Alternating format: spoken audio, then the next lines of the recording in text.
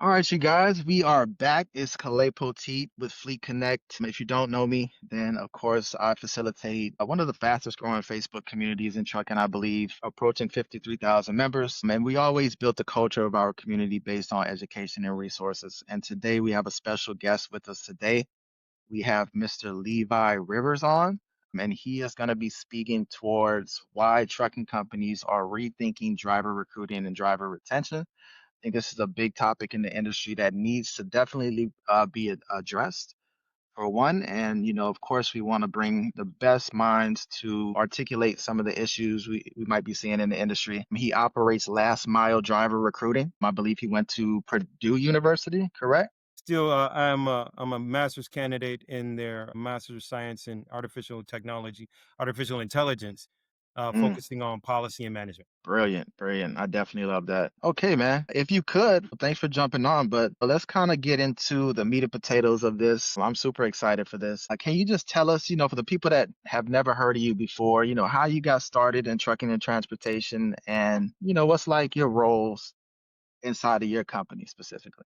Excellent. I got into recruiting, or I've been in recruiting for a very long time, almost 20 years. I started with post secondary education, online education, helping people see the intangible value of educating themselves. And Mm, life gave me the opportunity to sit down, settle down. And in doing so, I was approached by a big trucking company in Texas that focuses on educating, the general public and turning those civilians into truck drivers. And they saw mm, a translatable skill that I was able to, bring in terms of teaching recruiters how to sell the intangible value of a CDL and how mm, that would then help those would-be truck drivers not only, look at a CDL as a new job, but as a new career. And we were able to do mm, that successfully for a good long time. And then from there, I started to work for other trucking companies that work with more experienced drivers. And then when I saw, that there is a methodology as well as a huge opportunity with regards to finding drivers and how trucking companies can take their marketing efforts and turn those into retention efforts, which meant that there had to be like operational changes. Once I saw how all that combined, I was like, okay, it's time for me to take this show on the road and start my own company, which is exactly what I've done. I started Last Mile Driver Recruiting back in 2020. And ever since then, we've been growing steadily and focusing primarily on smaller trucking companies because I see the opportunity for growth. And they also oftentimes don't have some of the built in or systematic or systemic issues mm. that larger companies have to deal with in order to create a user experience for the driver that leads to retention. Mm. That is very impactful. Okay, cool. That's a lot of people don't really focus on retention, which I think is probably like the biggest piece, right? Driver churn is a real thing. I'd love to know what does a typical day look like for you specifically? Being the CEO, founder, engineer, primary recruiter, a primary marketer Mm, means that a typical day for me starts at 4:30 in the morning. Having to wear multiple hats means that the first hat that you have to wear is kind of that of wellness and self-preservation. So whether it comes from, meditating to doing yoga, doing tai chi, ensuring that my day is set up so that at a certain point in my day, I can then go out and be physical, whether it's going to the gym or going for a jog. I make sure mm, that those things are taken care of like up front, right?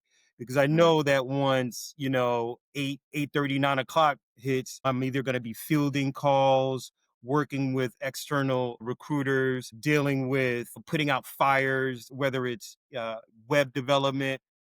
mm, At the same time, I'm developing a platform called Velocity Match, which is going to use which is using machine learning and AI in order to create some very specific, some very accurate matches, not just mm, for carriers who are the primary customer, but also for mm, drivers. So hopefully there'll be a better, longer lasting non-rules based, and if you want to, we can get into that later. But non-rules based matching engine that can truly affect positive retention. Mm, Doing those, having those kind of activities, as well as still talking to drivers on a daily basis. Before we even started this interview, I just were talking to a driver and ultimately coaching some drivers that, may be dealing with a variety of issues, and mm, helping them understand where they position or where they are positioned inside of the current market. mm, So all of those things can happen all in the mix of the day, including using AI to actively actively develop a code base on GitHub, which will lead me to like a seeding round with mm. investors and VCs in the very near future. So all of those things happen and at the same time I have work to do in terms of completing master's work. But I use all of my master's work in conjunction with my actual company, but Mm. they work hand in hand. Yeah, that's actually very smart, right? A lot of people, take university classes and that have nothing to do with what they're working on sometimes, right? Right. So that only makes sense. And it's very interesting that you said that, what you're building right now is definitely something that, we've been kind of looking at as well as far as that matching capability. Initially, of course, our community was called Dispatch Masters at one point in time, but we felt like, a lot of our carriers, just based on the conversations we were having, like, recruiting was always such an issue, and being able to get into that, having the carrier partners and kind of seeing those operational leakages and bottlenecks, right? Mhm. That they either didn't have in place or just wasn't efficient enough for them to kind of do the hiring how it should be done. You'd be But then, surprised, but you'd be surprised how little carriers know about their own offering. You know? right, Like, they understand, like, operationally, like, "Hey, I got these trucks, I got this insurance, I got mm, this dispatch, I need these loads." They understand that part, and they may have an understanding as to, like, their P and their EBITDA, like, if they're actually making money. The better ones will know that stuff. However, very few of them really take the I'm not gonna blame them, but very few of them have in-depth understanding as of what it means to be a driver on their fleet, if that makes sense. mm. Is that something you've ever encountered or I would say, yeah, because a lot of owners that I have worked with have not driven before, right, right. which I think is, for me, I've never, when I got my CDL license, I never went in kind of wanting to be a driver. I just wanted to kind of know, learn the industry from the ground up. At least I know what it's like to actually be out on the road, right? What it's like Mhm. for a driver to sit at a truck stop over the weekend because he didn't make it there on time, or if he had to go through the mountains, like what is that experience like? So I can make better administrative decisions as I continue to grow in the industry. So yeah, I do see that a lot. A lot of owners do not have experience behind the wheel. I'm not to say that it's a huge thing, but I'd say it definitely does make a difference if a company owner definitely had some experience driving for sure. Or even, I mean, because honestly, I mean, most fleet owners, most have never been Mm, truck drivers. But I think what I mean is what it means for a driver to go through their process and what it is that they're selling. So, you know what I mean? So like oh you yeah, say, yeah. you know Okay. what I mean? Like what does it mean to to do a 34-hour reset with the Mm, kind of loads that I'm getting? You know what I mean? What kind of interactions and what kind of driver do I need to have in terms of mm, are they communicative? Do they want to be left alone? Do they, you know what I mean? mm, All these little small pieces that me as a business owner, I need to kind of I would be advantaged to understand like I need a driver who's a-okay making midnight runs, you know what I mean? Who's a-okay with communicating in this fashion or that fashion, mm, who has had this kind of experience. How do I grade that kind of experience? You see what I'm saying? mm, Because a guy can tell you, I got 10 years, I have no, accidents. You can pull all this information, so that's factual, right? But it's a different thing to be able to ask questions that measure like intrinsic value, as opposed to just like stacking up facts. Like, oh, on paper he looks good. Does that make sense? right. Yeah. Yeah. 100%. And there's something we've been building as well is like being able to parse resumes and CV files to be able to score those drivers. And I noticed that you're working a lot with AI and automations as well. what are some of the processes? Or is there something that you're building that kind of handles that specifically, either using like a machine learning model or maybe like N8N or something like that? So originally, when I was thinking about building like a workflow automation, I was looking at N8N and I was looking at Make. Mm, However, the limitation there's certain scaling limitations with either one of those platforms, right? mm, There's also and now we're getting to a technical kind of conversation.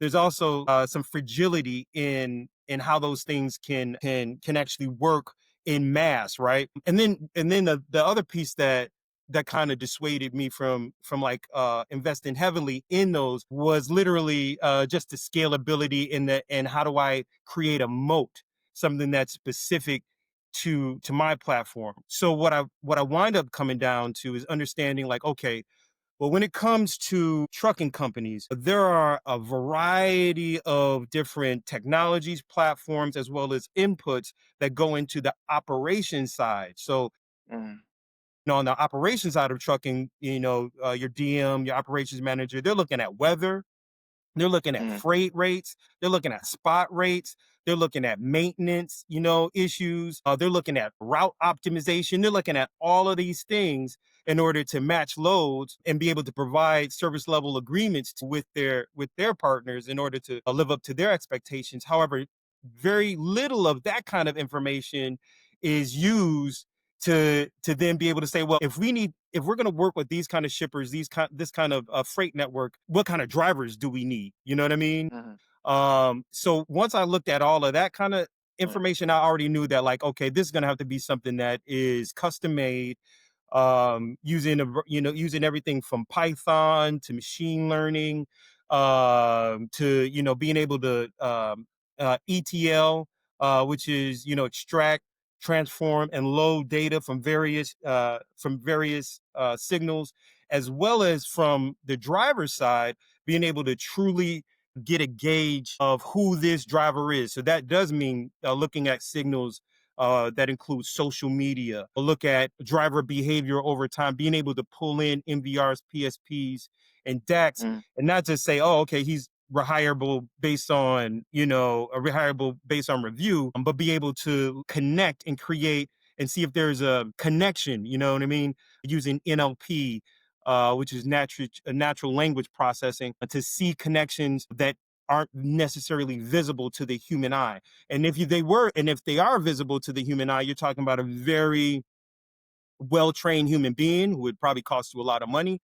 And also that well-trained human being having to kind of like sift through a deluge of or a lot of information all day long, right? mm. Um, and when it comes to make, you can't, or make or N8N, you can't necessarily do those things in a way that creates a proprietary moat. So then that's when I realized, okay, I'm gonna have to design this from the PRD, which is a production requirement or product requirement document, all the way through to implementation guides. Mm. And AI has been essential in that process. Wow. Okay. That's interesting. That's something that I haven't had a discussion around before, especially that technical part, right? There's so many people, well, it's not so many people that actually understand those platforms, especially in trucking and transportation. So I think that's really brilliant on how you kind of broke that down. Outside of just the scalability part, is it more so because I know you don't want to have to customize everything for everyone, right? Which is, I feel like, the reason why you felt like you have to kind of build that entire thing internally. That's a good point. Because yeah, I didn't even hit on that point. Yes, you would have with those kind of systems, you would definitely have to go client by client and say, okay, well, you tell me about what you got. You know Mhm. what I mean? Okay, got you. So, as far as, what are some major shifts that you're seeing in the industry right now? Well, I think that, okay, when I first got into driver recruitment, it was more about marketing, right? It's about marketing a job. And one of the differentiate or one thing that helped me differentiate my service from others was I had a keen understanding of Facebook and their targeting, right? Okay, we can narrow this down to the guy and gal that is really interested in this. So you're able to build a lot of application value. So one of the trends I've seen is that trucking companies, at least the smart ones, have gone away from saying we need 7,000 applications. You know what I mean? To saying mm, like, okay, if I got 7,000 applications, well, then I have to have somebody who's sifting through 7,000 applications who has to make 7,000 phone calls, right? mm,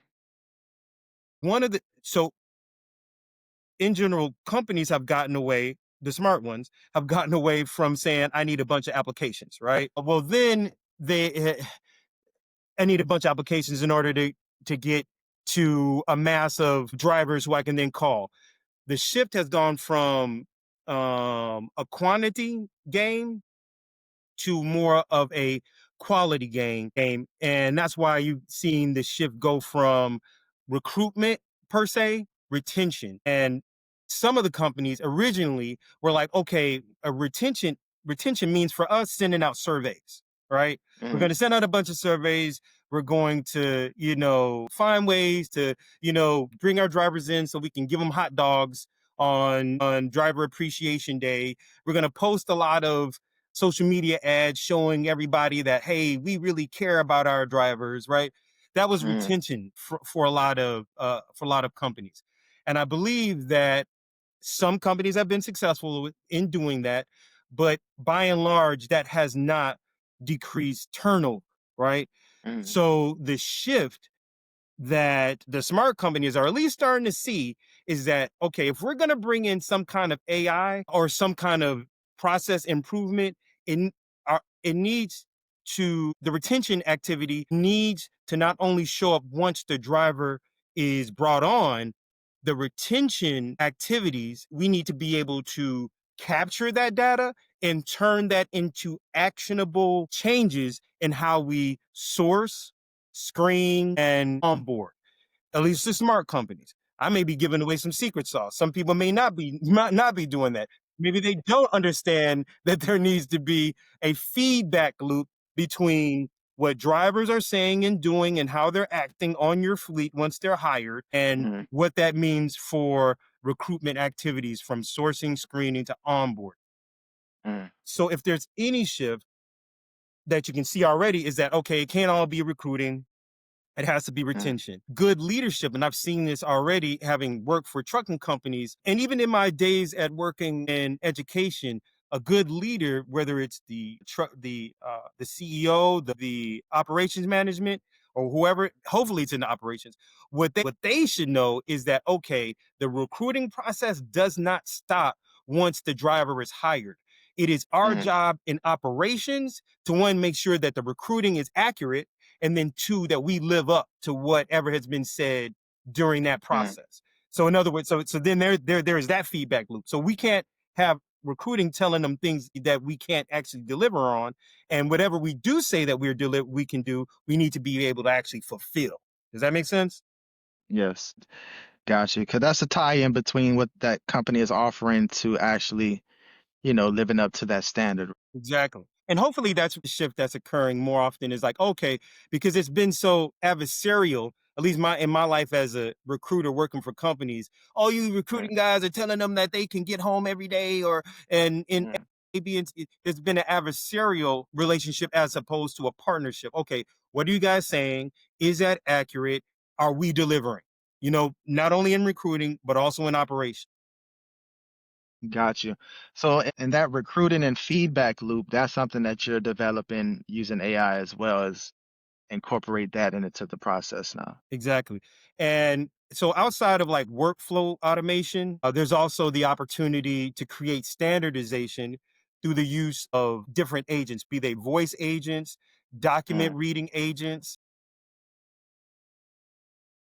process oriented agents, and then being able to make that information actionable by every department from recruiting to operations, if that makes sense.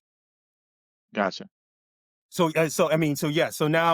now there's transparency, or there will be transparency between, okay, what did recruiting say to them? Oh, he said they said, we know for a fact they said this because it was a programmed agent that made the outreach, and we can look at transcripts and see exactly how the driver mm, responded. We can see exactly the sentiment of the driver when they responded as such, and we can weed out, if need be, attitudes, mm, perceptions that are not going to work for our fleet.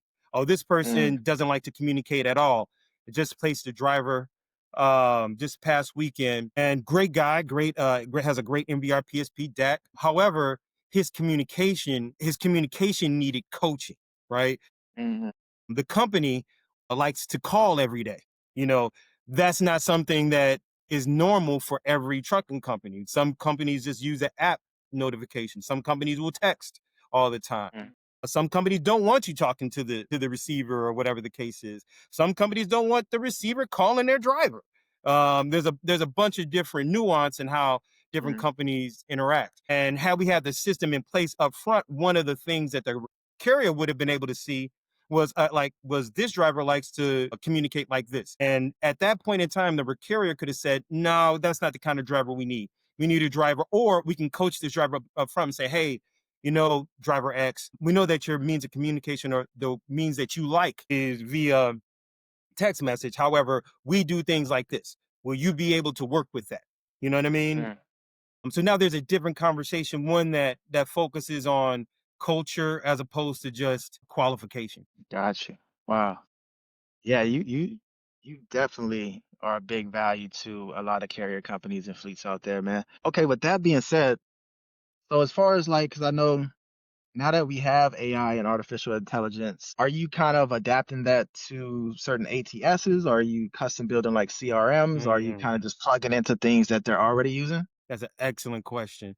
It's an excellent question. I've been contacted by Driver Reach before they got absorbed into 10th Street and worked with 10th Street. And 10th Street was a revolution to driver recruiting. And I started with the company, large company. We were bringing in, 80 drivers every week, into the facility, which meant that we had to process 250, drivers, and to have 10th Street as an ATS, and I'm going to focus on the fact that they are ATS, Mm, was crucial, right? And now they're like the arbitrage. They're like the big. They're like they're the biggest game out there. mm, However, if however there is a lot of room for opportunity. So to answer the question in short, an ATS isn't enough. It's not is it because if it was, we wouldn't have still there. yeah, still here. Okay, it seems like for some reason, hold on. It seems like my audio. Can you still see me? I think it froze a little bit. We'll have to edit that out, but let's see if we can get it to work a little bit. Let's see. I'm gonna like this, like that. It's the first time that happened. Let me see if I get in a different position. All right. So yeah, ATS hasn't proven to be enough. However, it has definitely streamlined the process.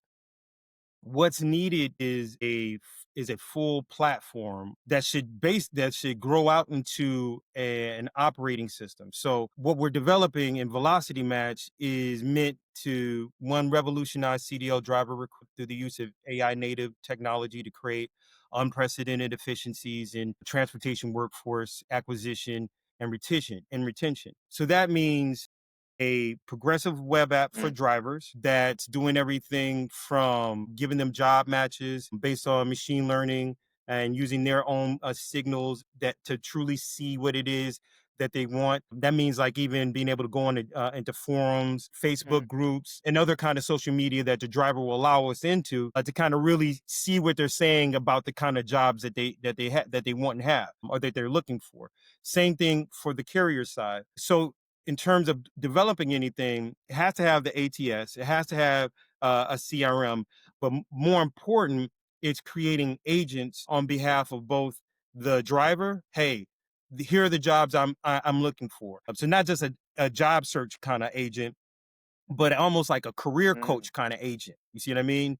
Hey, Jim, based on all the data that we're getting in right now and seeing where you want to go in your career, I'm able to use deep learning mm, research, sentiment analysis. In other words, not just hearing mm, what you say, but also kind of detecting what you mean. You know what? You need to go get this hazmat And here's the different places you can get this hazmat. The reason why you need a hazmat endorsement is because based on where you say what you say you want to do, I mm, mean, you know what I mean? And the kind of jobs that would best fit your home time preferences, your equipment mm, preferences, your salary expectations. Here's what you need to do. Because once you get it, John, here's a list of jobs that will fit exactly what you're looking for. Does absolutely. that make sense? So that's one thing on that side, on the driver's side.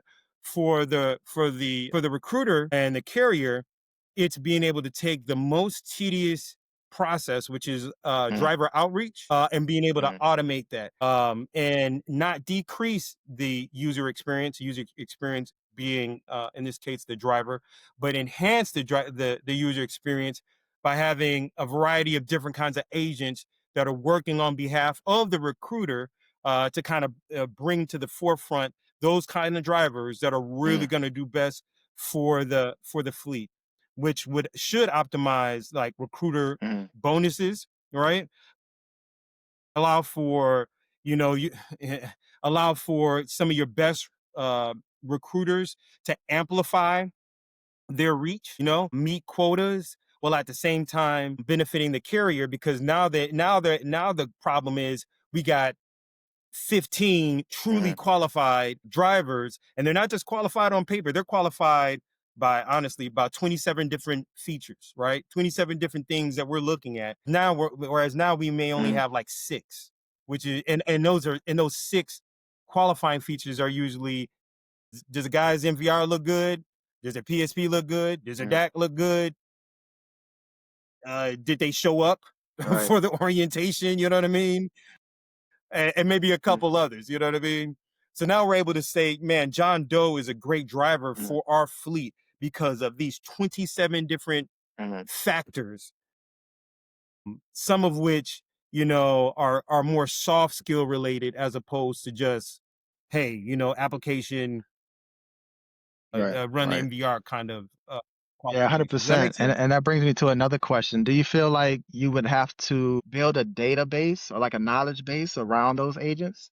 And perhaps when you think about scalability, would you have to kind of customize that knowledge base based on those requirements for that company initially? Just to say hypothetically that you were doing this, installing this into a company who is interested today, but the finished product right now is not completely full or finished, but they still wanted a process like this, which I think is still very doable. Do you feel like that customization would still need to kind of happen? No, no, not at all. For instance, the input that we would have, right? The only thing that's what is customized is the carriers, what they're looking for, right? And it's not customized in terms of like I got to build out a whole different interface for them. There are a set of almost Hmm. 60 questions that are asked of a carrier, right? And how they answer those questions can be completely different. I'm looking for a driver with one Hmm. year of experience. There'll be a text input box saying, okay, outside of like these kind of binary questions in terms of like exactly how much experience I need. There are other inputs that are more subjective. You know what I mean? So you're able to enter in a job description that's custom to your company, right? That doesn't mean I have to customize the interface that you have to put that into. You can say, hey, here's what we're looking for. I'm gonna type that out, right? Natural language processing allows for the extraction of that particular characteristic that the company may be looking for. And then it's able to take that and then match it up with what a Hmm. driver is saying. Hmm. Does that make sense? So it doesn't have to be custom. It doesn't have to be like some custom process. However, the input may be custom, and all of that is dissected and analyzed using the AI to then say, you know what, based on this text that the carrier has provided and all the other, hard coded kind of answers that you've given from a Hmm. questionnaire, we can take all of that and say, well, this driver over here matches up to a lot of those things to this Hmm. percentage. And that's what a carrier and a driver will be able to see. Hey, based Hmm. on everything that you put in, this particular carrier matches your profile Hmm. 85%. You know what I mean? This driver meets your profile 90%. This is the guy you want to be Right. calling right now. Matter of fact, here's a button. Deploy. deploy the voice agent to go and call him based on what we already know about the driver. He normally is interacting with the app between 4 and 5 o'clock. We're going to schedule a call around 4 or 5 o'clock. We're going to send a text, in advance of the phone call, and we're already going to set up a follow up in the event that the driver doesn't Mm-hmm. pick up the phone. Does that make sense? Not right now, a Mm-hmm. human recruiter is called to do all of those things. And you hope that the human recruiter has enough cognitive has enough power to be able to, okay, yeah, I need to call him at 5 o'clock. I need to, and some of that is, and some of it isn't really even up to a recruiter's cognitive power. It's like knowing heat Mm-hmm. maps, and very few recruiters. And I've led teams of 20 and 40 recruiters, all of which I had to train and all this kind of stuff. Hey, if the last time you talked to him was at 3 o'clock on Tuesday, maybe 3 o'clock on Tuesday was when you need to call, right? so and so instead of having to go through that part, the system can already say, hey, 3 o'clock on Tuesday seems to be what works. We're gonna have the agent call them. And guess what? If we get in contact with them, we can either have a warm transfer Mm-hmm. over to the live human to go through the rest of the process, or we can just automate all the way up to the point where now it is time for him to talk to a human, Mm-hmm. to bring him in, you know what I mean, or her in, and finish out the Yeah, process. Does that make 100%. sense? Because that's something I found out too, like that human element will always kind of be needed. So, and Yes. a lot of times if drivers are applying, they're typically applying to multiple companies at once. So it's almost like you want to make sure that you're capturing that best driver at the right times, right? Awesome stuff. Yeah. Speed to lead. And that's and so shift full circle in this shift from, hey, we need a lot of applications in order to get, we need 200 applications in order to get Mm, 3 drivers, right? And that's honestly probably about the conversion rate. You know what I mean? If you're not using highly targeted, or you're not using referral mm, networks or something like that. Uh, so in this shift from having to get these mass numbers in order to actually, get quality numbers, what has happened is that um recruiters have had to and recruiting management teams have had to sit and grade recruiters on their mm, speed to lead. Like, man, you got 5 leads in. How come you didn't call all 5 mm. right when you got them? Well, I'm only one human. I can only make one phone Yeah. call at a time. Being able to optimize that and use AI to say, hey, on that initial phone call, as soon as that lead comes in, we have a very close to human Mm, sounding person or sounding entity reaching out and going through mm, qualification. And at least we'll know very quickly, like, hey, either this is somebody that's going to work with mm, us or not. You see what I'm saying? Doesn't hurt to have a human, mm. reach back out. But those are kind of like systems that you can set up to really work for the recruiter, not against them. Gotcha, gotcha. And what do you feel like has been working well for you guys now? What's kind of been most frustrating? About in this process, or Yeah, just just in like in general. general? Man, learning to become an AI engineer, software engineer, um, having to having to really real basic is really thinking about everything Mm, it takes to to engage a driver. That's on one side, and the whole process, you know what I mean? So it did help to have a basis not only in recruiting but in mm, employment marketing. Having that understanding in both of those areas, and understand best practices of recruiting just in general, that really, really, really does help. One of the challenges is AI's current capabilities. You hear a lot of talk about, oh, the AI is going to take my job and it's going to take. If people were mm, sitting down and really working with AI, they would realize, like, man, like it has a lot mm, of limitations. It has a lot of limitations, and one of the biggest thing is getting AI out of a chat box and into like, go mm, make a phone call. Once the phone call is made, here's all the data I mm, need you to collect. Once that data is collected, I need that mm. data to go somewhere. And once that data is in that place, how do we then turn that data into actionable things? So like that workflow is pretty interesting. Then there's adaptation. And if you think about even 10th Street, going back to them, there was a huge, yeah, I mean, just for them, they had to, just to get an ATS into people's, recruiting rooms. There was a huge adaptation and a huge go to market strategy and campaign that they have had to start, launch, and maintain over years, right? Because some people just be like, man, I go to Indeed, I'll pay them two, $3,000 for some mm, applications, you know what I mean, just to get some tire kickers and one driver that stays on our fleet for 30 days. You know what I'm saying?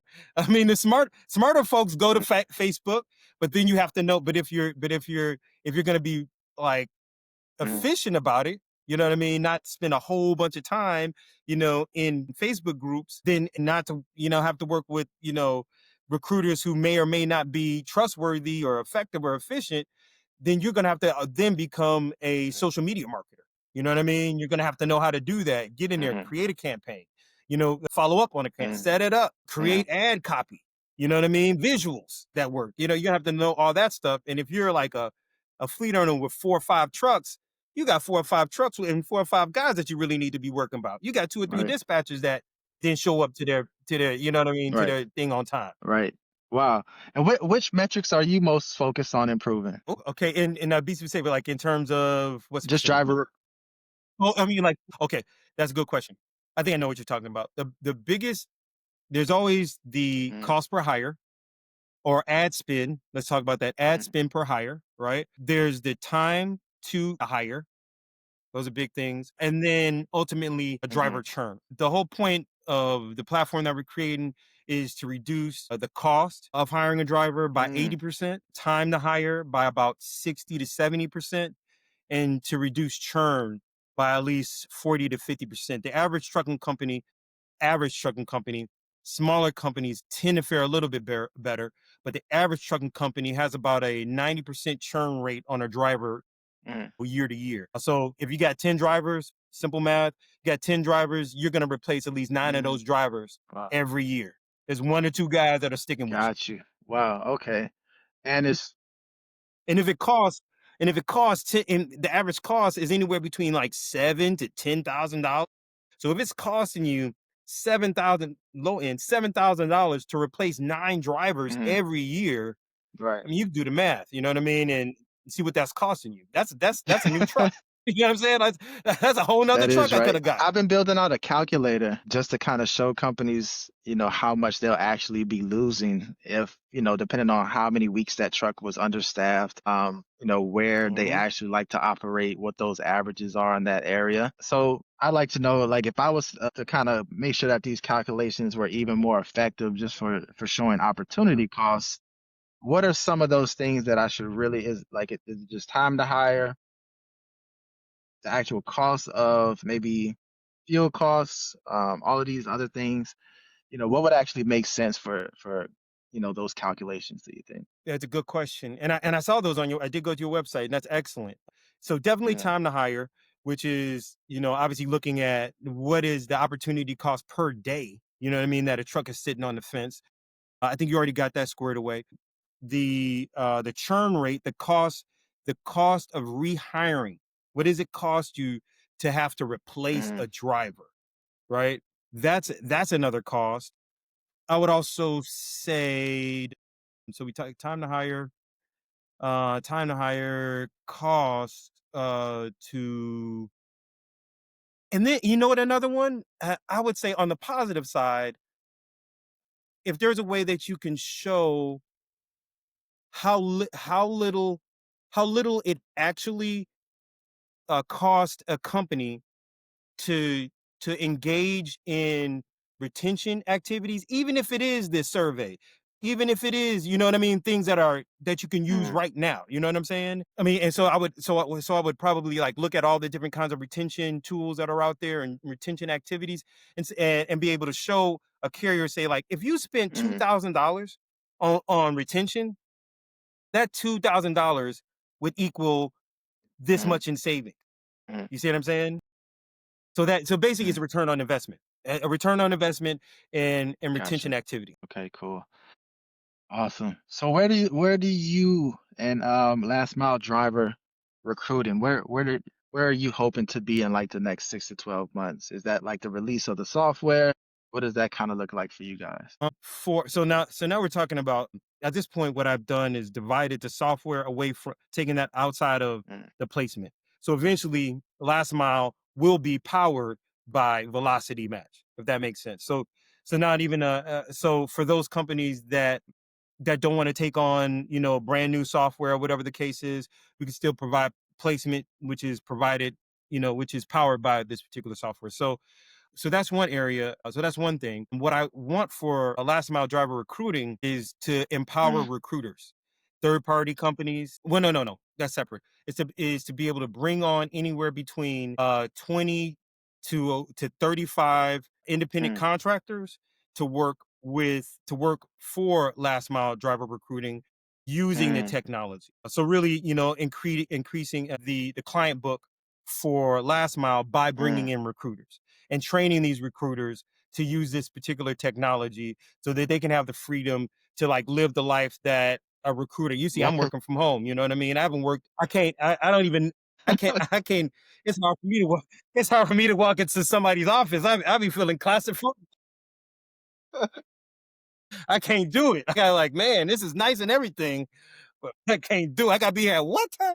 No, I mean, and I'm up and mm, at it early. So like being at some place that I did some consulting that I had to go in person for, and I would get there like 7:30, 8 o'clock in the morning, and everybody be looking at me like, man, what time did you get in here? I was like, man, this is just how I mm, this how I get down. You know what I mean? And I'm gonna work until I work. So being able to help other recruiters find the kind of mm, financial freedom, independence. If they want to start their own recruiting company, whatever the case is, they can use the platform and use the leads and the sourcing that we provide. So for last mile, I want to help empower recruiters to have a certain mm, kind of lifestyle and make money doing well. For the software, in that situation, finish the seed round of funding. I'm working with the entrepreneurial accelerator program here in Shreveport, Louisiana, and then being able, and in 6 months, having at least 20 carriers signed on to the platform. Another goal for the software is to have at least two or three partners. And I mean, when I say partners, I mm. mean ELD, telematics companies, insurance companies, factoring companies, who we can start sharing data with in order to increase the Gotcha. matching And if you could solve one major problem or challenge today, attention. retention. Retention, decrease churn. Yeah, because I know Mm, once that problem is solved, but the knock on effects of solving that problem will be better mm, carriers offering drivers better experiences that help drivers create careers and help those drivers build the kind of skill sets that they will need once robotics gets involved. And people are scared about robotics, but honestly, I mean, just to go into a different sector, I don't think anybody is going in the next at least 40 years. And I could be wrong about that. I don't think anybody will go into a doctor's office and say, "Hey, I'm a-okay with only mm, a robot in here performing my mm, gallbladder surgery." Like, you know what I mean? I need a human standing in a corner, on somewhere. You know what I mean? Like the robot may do the whole thing, but I mm. need somebody who, if this goes wrong, I need to be able to Right. blame you. Okay, not the robot, right? Mm, Same thing with trucking. Okay. If you look at people will say, oh, well, they already have Waymo and they have, the mm, robo taxi. Well, if you look at the robo taxi for a good long time, they're going to have a human sitting somewhere mm, or watching, you know what I mean? What's going down. So there will have to be somebody, there has some human mm, accountability. If you look at Aurora, which is a trucking company that is looking to automate a lot of mm, the processes, I think that you may find that, like, hey, when it comes to over the road, there are going to be companies that will allow for, like, on straightaways, on highways and such, that where most of that it will be AI or robotics. But once you get off into the motoring public and you have to exit off the highway and you have to start working around people and drivers, one of the solutions that has been used and probably will be more widespread is mm, teleoperation, right? Where you have CDL Class A drivers who show up for a shift at a call center kind of environment. They sit down in the simulator, and once that truck is so many miles from its destination, they're going to take the control. They're going to be able to navigate it mm, to the shipper. You may have That's one solution. I'm rambling. I'm just mm, showing you my vision of the future. There's going to be that vision, or there's going to be, or truck drivers will become like Mm-hmm. rail conductors. They'll have 5 trailers. There'll be, one lead trailer with a driver in there who is technically inclined and Mm-hmm. understands the systems. There may be robots that, in the event of some kind of maintenance issue, will get up and get out on the onto the trailer to fix something without ever having to leave off the highway. You see what I'm saying? And then when it comes to certain loads needing to be delivered to certain places, the trailer will detach from the convoy.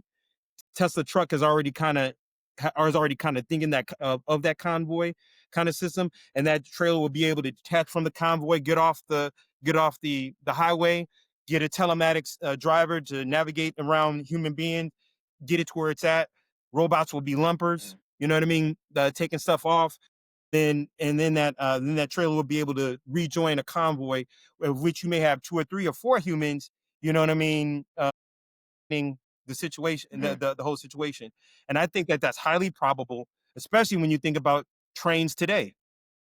A train is way it would be automating a train would be way easier than automating a truck. Why? Because a train Right. is on rails. You know what I mean? It's not making, and it's not Mm-hmm. making U-turns in the Right. middle of the Right. street. Does that 100%. make sense? No, that's wow. I haven't even thought about some of that stuff, man. I can see it in my head and seeing how that could actually work too. It's pretty wild. I've been following Aurora for a while. I bought some stock in it Mhm. when it first came out. Right move. Um, so yeah, man, as we wrap up, because I do want to be respectful of your time, what are like one or two really great nuggets, you could, if you had to go back and kind of tell yourself as you were just starting, as a recruiter or somebody in transportation, like what are one or two things that would really stick out to you? As a recruiter, all money ain't good money. Okay. So just because a company is willing to pay you to go find a driver doesn't mean that you want to stake your reputation on finding drivers for that Gotcha. particular company.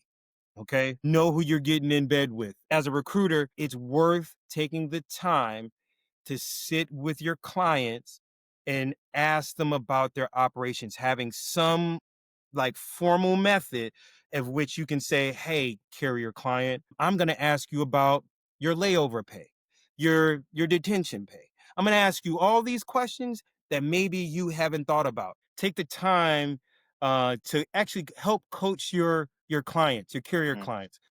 Because what I found in doing that is that it builds a lot of trust. Either the carrier client's gonna be like, man, I didn't even think about that. You know what I mean? Or they're gonna be like, why you asking me all these questions? If it's the latter, then you probably don't need to work. You know what I mean? Like, okay, if I can't ask you questions about what you're doing, can't help you. you know what I mean? Well, what? And then the last thing is learn your tools, man. Learn your tools. Learn the tools that are out there. Facebook is a great medium. Instagram is a great medium. Have faith. Have your faith in your ability to learn, and know that you're gonna have to learn a lot more than you ever could had ever Mm, conceived. About your craft in order to be mhm, good at it, including like market conditions. There was a time I'm like, man, why am I getting 5 and 6, carriers who are interested in recruiting at this point in time? And I just never thought about it. I was like, man, I'm just getting call after call after call. This is great. mm, You know what I mean? Not thinking like, oh, they're because of this market condition and that market condition. You know what I mean? That's why they're reaching out. Because on the flip side, when they're not coming like you want, you're like, man, what's mm. going on? Well, I mean, the carriers are getting a dollar Yeah. 75. They don't need your help right now. You know what I mean? Now when they're getting 389 and 405, yeah, they're gonna call you out. They're gonna be coming out the woodworks. Brilliant, man. I really appreciate you hopping on this live today. I think this is probably one I of the best appreciate you. conversations I've had in a long time, from somebody who actually gets it. And I've learned so much just being on here. So I definitely want to thank you for jumping on again. Is there, for anyone that wants to reach out and get in contact with you, if they have any questions, how do they find you? You can always give me a call, 214-531-3751. You can go to last mile dr as in driver recruiting .app. Again, that's last mile dr.app. Or you can reach out to Levy at lastmiledr.app. You can catch me on LinkedIn. Last Mile is on Facebook. There's some methods. Nice. Awesome. Again, I appreciate you. And man, this was Yes, wonderful. sir. Thank you again. Thank you. Thank you for reaching out. I really did enjoy our time together. Awesome. Speak with you soon.